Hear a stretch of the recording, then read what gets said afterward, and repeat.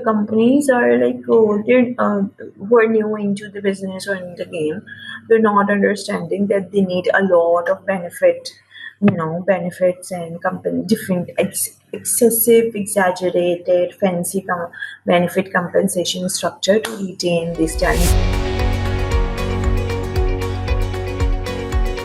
Welcome to the All in Recruitment podcast by Manatal, where we explore best practices, learnings, and trends with leaders in the recruitment space. If you like our content, please subscribe to our channels on YouTube and Spotify to stay tuned for our weekly episodes. I'm your host, Lydia, and this week we have Madeeha Shamim, who is the co-founder of HR Ways. Pleasure to have you with us, Madeeha. Thank you, Lydia. I am equally excited to be here finally.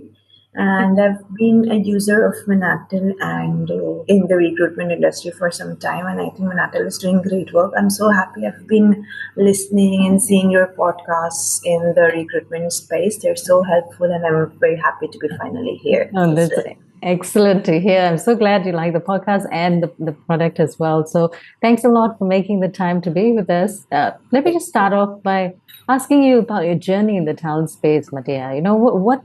In co-founding HR Ways, what gap are you trying to address? We basically started as a simple recruitment agency when we did, but I think that was a time when tech industry was growing all over the world. Somehow our clients ratio started growing from tech sector. So we decided to become a tech recruitment agency.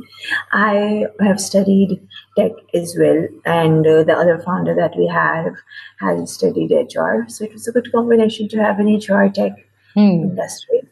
We went with this. What are some critical areas in tech recruitment looking into the near future? Yeah, I think the first thing that one needs to understand is tech recruitment is not easy at all.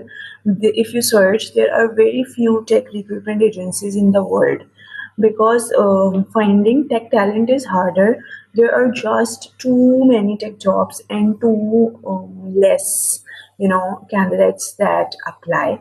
And the second thing that is tech is constantly evolving. Our clients tend to change job descriptions very quickly. They just suddenly add in, oh, I just forgot to add, they should know good thing about AI as well, and then that trend would pop up and it will become part of the job descriptions. So the job description and the requirement constantly evolves. Everybody wants to have people working on latest versions in the market. So like these are key pointers of tech recruitment, that you've got to cope up with the newest technology, educate your applicants, encourage them to go to freelancing projects, because not everybody on job will start working on those technologies the very year. And it's the same for people who are in tech. They're like, I just feel, how do they cope up? They would just have learned a version and the next version is launched in the market, and it's very hard for them. For example, let's just take an example of iOS and Android. They're dying. I mean, React Native and Flutter have taken up the technologies. So people who are only working on Android and iOS as of now are scared for their career. I mean, they might have jobs for the next 5 years, but after that, it will be harder. Everybody's moving their applications to React Native, and a lot of employers are not interested in investing on training or giving the opportunity to these same guys to simply try it out how React Native is done. Everybody wants to have experienced people, especially with these tough technologies. So that's one of the challenge for both the recruiters and the people who are in the job market. Now, using your background, you mentioned earlier that you have qualifications in tech, right? So how has this become an advantage? And for those who are recruiting in tech who don't have this advantage, I mean, what are some steps that they should take to really keep up with these changes that you just spoke about? Yes. So I wasn't a full-time software engineer. I studied geology. And in geology, we have had a lot of subsurface mapping that was done to tech. So you're aware that, and there are a lot of software involved. They even taught us basic C#, C++ programming. So although I don't know about these cutting edge technologies, but I know how tech works, at least the basics. For example, I know that if somebody has done work it's very unlikely that it won't be available as a project on their resume. So at least I know that if he's claiming how and where to check and these kind of things. And but this only didn't work. So we're basically backed by a software Portuguese-based software group. So we've got a team of software developers. Anything that comes to us, we reach out to one of our developers and ask them to recheck. So anybody who's into recruitment business, they've got to have a software background, because technically we claim to be technical recruiters, and technical recruiter need to have any software backbone. For example, if it's my simple recruiter is extracting CV, my technical team at the bank need to confirm that I'm going in the right direction, because it's very hard and it's very different from screening an HR profile and an accounting profile. You're just judging by how good the resume is, and you finally get to decide after you meet the person or speak to the person. But in tech, you can easily see that from their resumes and their projects, their GitHub links. And since it's the coding language only, so your technical guys actually help you, decide that yeah, that's good quality. You wanted him to, deploy something on Azure. Yeah, he's done that. He's written that as well, and he's done that. Some people only write, but they've not done, and they say, no, that's not in project. I don't think he's done that. Please, could you reconfirm for me here? So when it comes to using or having your own business, running that and starting that from Yeah. the up, right? So in terms of choosing the right kind of technology for your recruitment business to Yeah. really manage all these changes, well, what has worked for you? Yeah. So first of all, Manatal has worked for me. Yeah. So we were using Google Sheets for the longest time. I think we've been with Manatal since 1.5 years, and not that we never thought of, not having a technology, a CRM. They were lacking in the market due to, I think, people were not focusing on industry, enterprise level recruitment software for agencies. Everything that was available was for companies only. So we have hundreds of clients were going on the same time. So we were very struggling to find the right CRM, ATS. But when we did, so I'm happy. Although I mean it costs us a bit on our pocket, because we're so many people. Like we've got around 30 seats, and it costs us on the pocket, but it's useful, and it has really evolved the way we do our operations. So we used to initially pass people, our clients, the list of candidates on Google Sheet. Number one. Number two is that we are still using mass emails. So we have, it just helps us to reach out to a lot of candidates quickly, very quickly. And sometimes we use it through Manatal. It also has a mass email feature, and sometimes we use our external emails. But the bigger part of our recruitment is email. We've got to reach 100 200 candidates at the moment to drop them a notification that we've got something matching to you, because we've got to prepare a batch of candidates in 3 days only. So we have to use technology, otherwise it's not possible. We also use WhatsApping in SMS messaging softwares, the same way to notify people that we've got a similar opening, can you look about it. So that is one thing as well. So if you count LinkedIn as technology, so we use that as well. We use paid ads, Google, Facebook ads. Now, in terms of the companies or the potential clients that you deal with, what might be some of the biggest misconceptions that companies tend to have about tech recruitment? Yeah. The first thing is that, I'm sure this misconception is only with the new people who are opening up a company, that all positions are like same and the salary budgets are like same. Tech positions are at least 30 to 40% highly paid, Then normal positions like any positions that are non-tech accounts, finance, marketing. Number two, the companies are like they're who are new into the business or in the game. They're not understanding that they need a lot of benefits and company different excessive, exaggerated, fancy benefit compensation structure to retain this talent because Google and all of these companies have set standards so high. They would give free lunches. They would give such a Hmm. cozy workplace. The tech product companies of the world, that have got massive investment. They've got so much staff, and they expect the people to do so little. So they have created this, I would just say, a lazy culture. Promoted this lazy culture so much, that when people actually expect people to work in companies and show up every day be online on time, every day provide a work submission report. So yeah, people are like, no, that's not a trend, and that's micromanaging. I'm gonna give you only at the end of the week. At the end of the week, they say you didn't give me sufficient time. So, unrealistic expectations have been set in the industry, Hmm. and IT companies have a real sad time dealing with it. Also, candidates have start become very unprofessional. They ask for crazy salary raises, even if the companies meet them. They go with that letter to their current employers and they try to bargain because obviously it's easier to be at the same place instead of proving yourself again and again at a new place, unless Hmm. it's a very nicer opportunity. There is 70% chance that your candidate is going to take a counter offer, and you won't end up hiding in the first recruitment cycle. You will, especially I would say in India and Pakistan, because Hmm. it's the second and third largest gig economy market. A lot of software engineers are sourced through here. So there's a lot of companies, and people come here because they're affordable.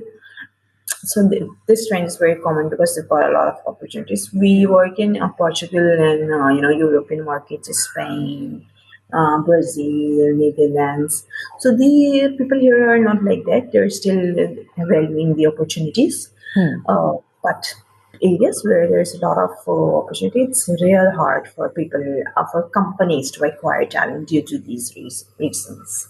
So, Madeeha, in terms of sourcing these candidates, right? It's going back to those very basic foundational things that run Yes, a recruitment yes. company. How do you find your candidates? I mean, what sourcing channel has really worked for you? So the first, and I would say 70-80% of our reliance is only on LinkedIn. We're Hmm. followed by 275,000 people on our LinkedIn page. Hmm. We've got recruiters who have a good following. So anytime we have a position, the first thing we do is go put it on our LinkedIn page and we let people apply. And that time we go back in our database and see what kind of people applied to similar jobs in the past and try to extract people out of those Hmm. pipelines. And then we use a technology, we gather all of them, make a pipeline, we send them emails, then we send them WhatsApp messages, and if it goes well, then we have our own database, we have access to some job boards, so we use that time to Hmm. scroll through them, see if there's some potential people, and then we return back to LinkedIn and see how many people applied. And then obviously, and all of this, since we our first batch comprises of 7 best fit candidates, so I think through all of this channel we would get only two, three relevant people. Okay, Hmm. because we are also short on time. We only have 3 working days, and we try to complete the work in 2 days and give one day to candidate also to get their resume updated. Hmm. So technically, we have 2 days only, and let's just say that we only find 3 people. So the rest of the 4 we go individually and headhunt every person that we find Hmm. relevant on LinkedIn that we've got an opportunity which you'll be interested. We also spend money on Facebook and Hmm. LinkedIn. On LinkedIn, very limited. You know that LinkedIn paid marketing is not not as good as penetrating as the Meta. It's heavily expensive. So Hmm. on Google Ads, SEO to attract the candidates. So that also, redirects a lot of people on our page. Hmm. And in terms of maintaining, you spoke earlier about candidates and then, the nature of candidates taking the job offer and possibly even going back to a counter offer, right? So how do you Yes. maintain relationships with both candidates and the companies, especially in these kinds of situations or Yes. when they have so many options to choose from? Yes. So in these kind of situations, mostly we side up with companies because we feel it's very unethical once you have proceeded and given your consent and signed an offer letter, and then after 5, 6, 8 days, you come back and say, I am going to decline. And then we obviously, because we're so connected in the industry, in many countries, we're directly connected with the HRs of those countries. So when we, discuss with them, it's always a case of counter offer. It's like once the offer is gone, they stop replying Hmm. for days, and then they suddenly come up. Number two, with the companies, we try to educate them that that's a thing going on in the market. So Hmm. don't expect that even if you find somebody through us and in the very first week and you send them an offer letter, always he may end up declining, but it is what it is. And Hmm. but I would say, since we've opened up our background check department, these cases with us have reduced up to 70%. Hmm. We do reference check verifications of their resignation. And these are just, this is just part and parcel of your journey as a recruiter, I'm sure. And also looking into such a market where candidates are in such high demand, but also looking into your career as a recruiter. You may have had some great experiences and some great stories to share. So could you name maybe one memorable, or what's your favorite recruitment story that we have? One of my most important stories is, so we got a client, and Hmm. he called me from a international number two times, and I was busy somewhere. If I don't pick up, they directly call to the company numbers that are Hmm. mainly listed. So I just thought that I am not going to pick up, and whoever is calling is going to reach out to the company number, I Okay. assumed. Hmm. And I didn't call back. And then something came up in my mind. I don't know. It's not very unlikely of me. Hmm. Maybe an intuition. And then I called back to them after an hour. And I checked on my company numbers. They never called on my company numbers back when I didn't pick up. And it has become one of our largest clients today. Hmm. I would say they alone drive 70% of our company's revenue. That's that kind of Hmm. a scale and work that they give us. So this is my favorite story because if Hmm. I had missed that call, Okay. I would have missed thousands of dollars of revenue. So, in terms of Yeah. your experience, obviously you've seen so much and you've experienced all this firsthand. For someone who's Yeah. starting out in recruitment, Madeeha, what advice would you give them? Yes. So first advice I will give them to pick a niche. Don't think that you are one size fits all. For example, if I've scaled up in tech and Hmm. now I go ahead and invest in another team that is focused on, let's say, call centers, that is going to work entirely different from how it works for tech. So, I've got to have different LinkedIn pages, different branding team, different spending team, different ad spend, different way of working, of sourcing people, maybe different job hours because call centers at night, the regular positions are Hmm. at day. So I cannot make it work with the same team. And this way, just team would be like, oh, what are they telling me? So the current team has the values of how tech works, how tech industry works. Number two is be responsive to your people on email and LinkedIn to your customers. That is, response time is a real thing. Hmm. If you're responding them timely and give them a list of candidates in 3 4 working days, because after 3 4 working days they lose interest. Right. So give them in 3 4 working days. and to just use right tools, invest in your tools, invest in a good ATS, invest in a good email, WhatsApp software, Hmm. SMS software. You can't go without it if you're looking to make revenue in quick time. People think that once money will come and then we'll buy this. That's what we did, but then your short to success timeline becomes longer. Hmm. So let's invest in this. We invested in a wrong place. So what we did was we bought an office, Hmm.